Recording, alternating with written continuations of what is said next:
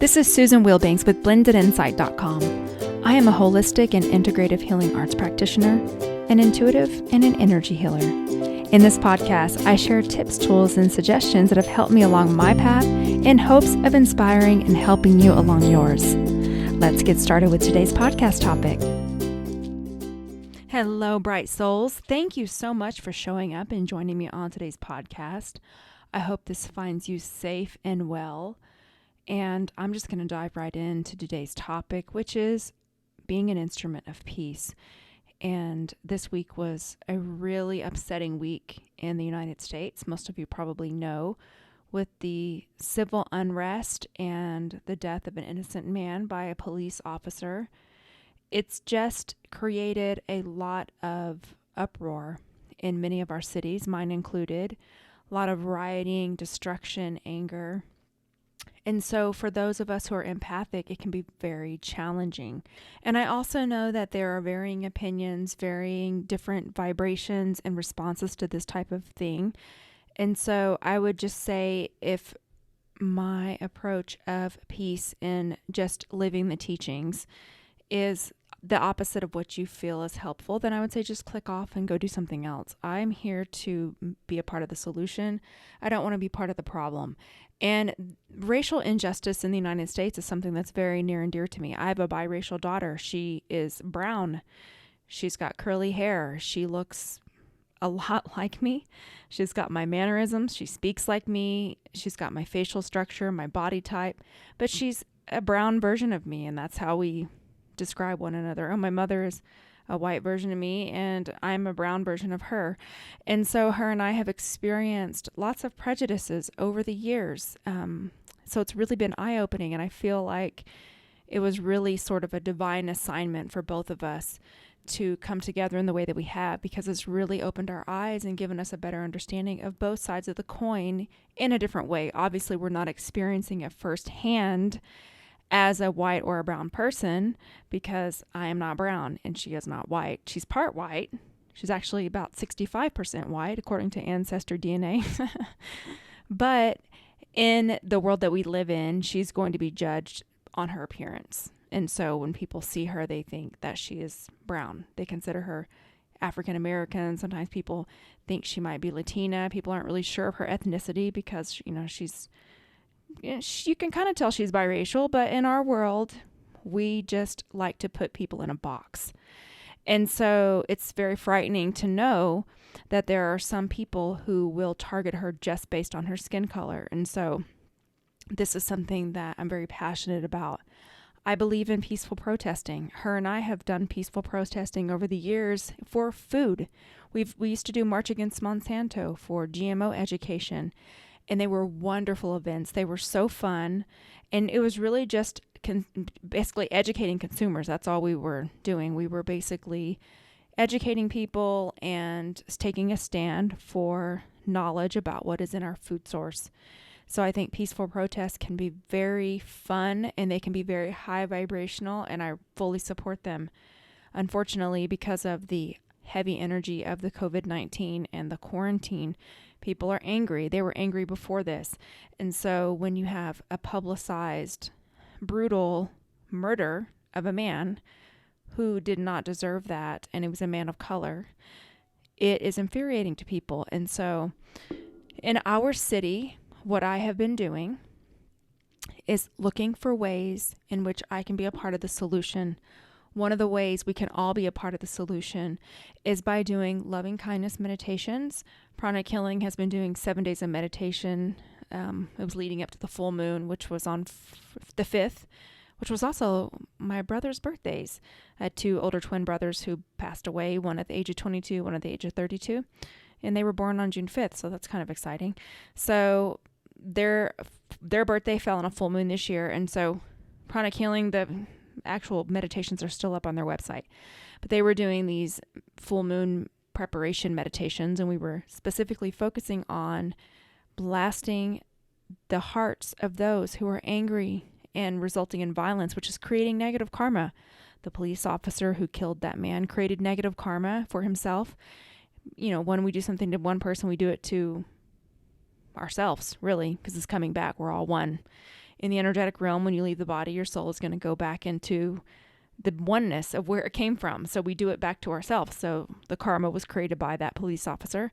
And those who are just being violent and harming others and harming innocent businesses, and they're also creating negative karma.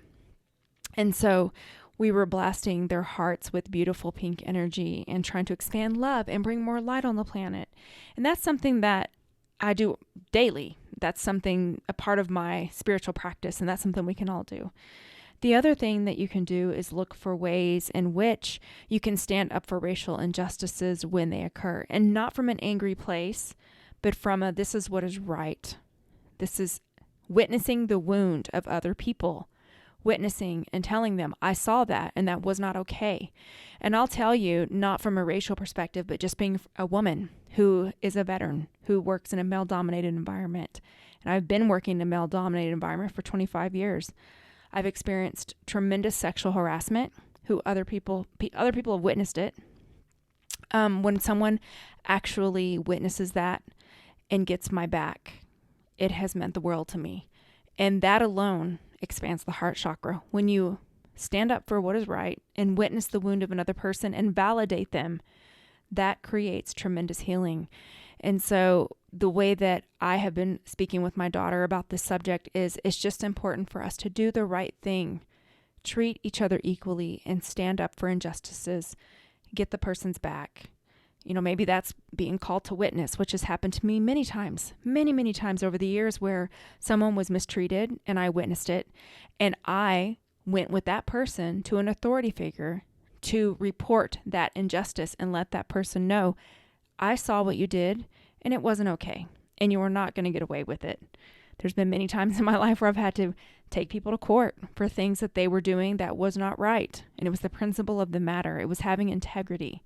And so on a physical level, another thing that you can do that I looked into doing, and I think it was actually Matt Kahn had posted on his Facebook page, and I was so happy that he had posted the link, but it's not difficult to find. George Floyd's family has set up a GoFundMe page to help with his funeral costs. So that's something that you can do to witness the wound and give back directly to that family. That I saw that, I hurt with you. That was wrong, and we want to help you in any way that we can, because the way that I see this is, not only did this family lose their loved one, and he himself, his soul, had to witness that, and it's been publicized. It was awful. And so the way that I see it is, just because of my grief training and all the things that I've went through, and just being a human being, how tough is it for them to have lost their loved ones and then to have it so public, you know, where everyone is up in uproar about it. People are angry and rioting. And so it's almost as though the privacy of their grief is slanted a little bit because of this. And so on one level, I'm sure that witnessing the wound for them, their loved one, the way that he was murdered, is validating. In another way, it's probably very painful because it's tough to grieve when everything is so public. And so just been taking extra time to send those loved ones send them energy during my meditation, and just blessing them and asking higher beings to bless them and be with them, and let this be a turning point in the United States and in humanity, to where we each are given the courage to stand up and say, no more. This is not right. This is not right. And you can do that in a very peaceful and civil and powerful way, especially those of us who have very clear chakras, because we are doing our energy healing practices and our spiritual cord is larger. So we're able to pull more spiritual energy down. And when you are able to do that, your impact comes through stronger. I don't know if you've ever had the experience of coming out of meditation and then interacting with someone, and they feel like you're being very intense, and you feel like you're quiet in your words and being very soft, but they experience you as very intense.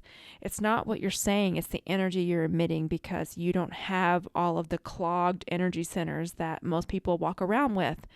And so those are some very practical and spiritual things that you can do.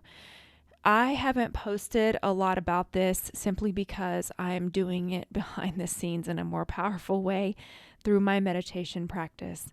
I know that my heart is so pure, and this is something that I have dealt with on a smaller scale in terms of racial injustices since my daughter was born. I mean, I could go stories upon stories upon stories, and so I understand on a tiny scale, not to the extent that this man had to endure and those that walk this and live this every day.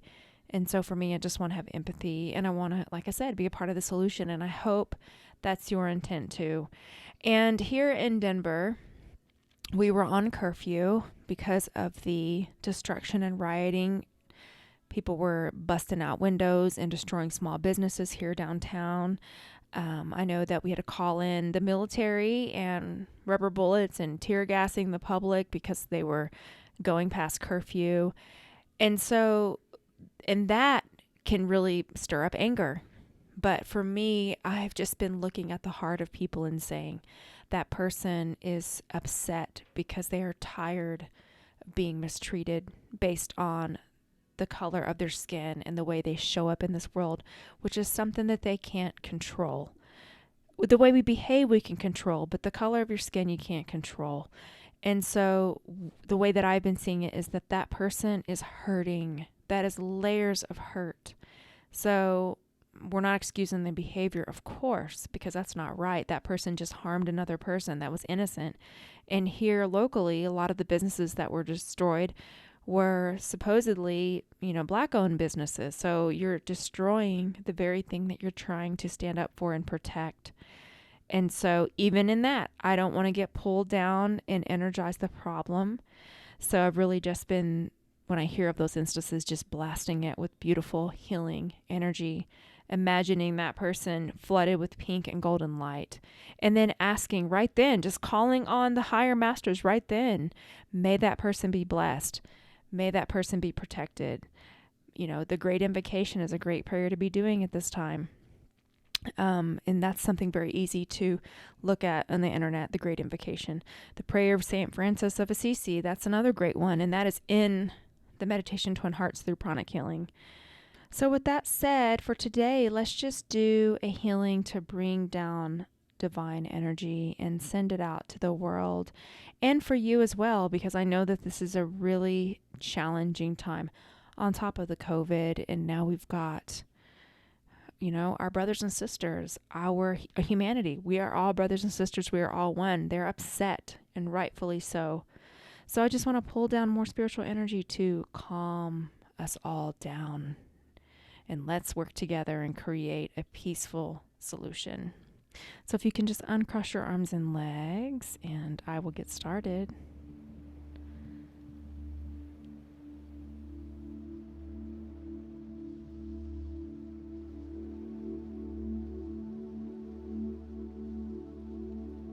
If you could just focus on breathing very deeply and slowly during this healing while I really open up your channels and flood you with divine healing energy.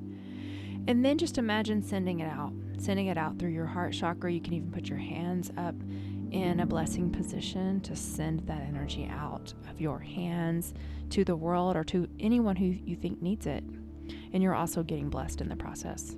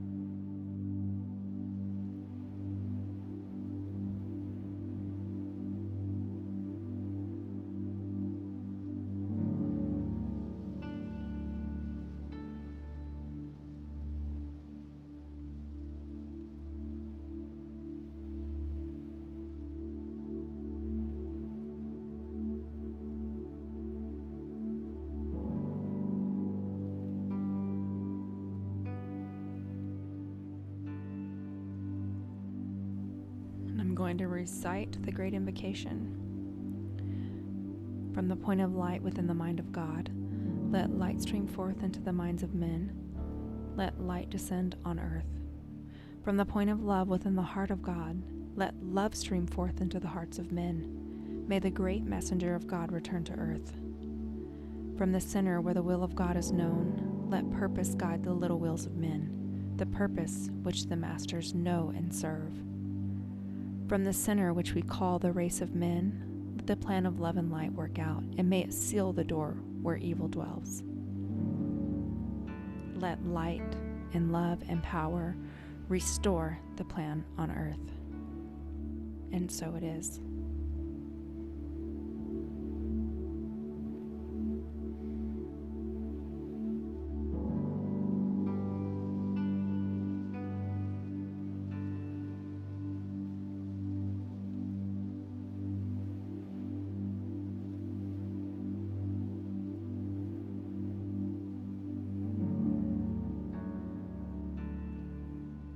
Okay, you can come back into your body. And with the Great Invocation, if the word God bothers you, you can just insert whatever feels good to you. There's something about just reciting it in its original form that feels appropriate for me. But of course, universe, creator, whatever you want to use is just fine. I don't think I'm going to be doing a podcast next week. I am going to be doing some things at the end of the week, and I'll be traveling a little bit, locally, of course, but just that week is really busy for me, so I'm not sure if I will be recording, just to give you a heads up on that. But I want to thank everyone who's left me a review, those who've connected with me, who subscribe to my work, and just support one another on this path. I appreciate you so much. And let's just do our part. That's all we can do, is just do our part, stand in our integrity, follow our guidance, continue to be in service, and be a voice of the light. That's what we do. We're light bearers. We are supposed to bring light onto this planet and be a part of the solution. And I thank you for showing up and doing your work. I wish you a beautiful week. Take care. Bye-bye.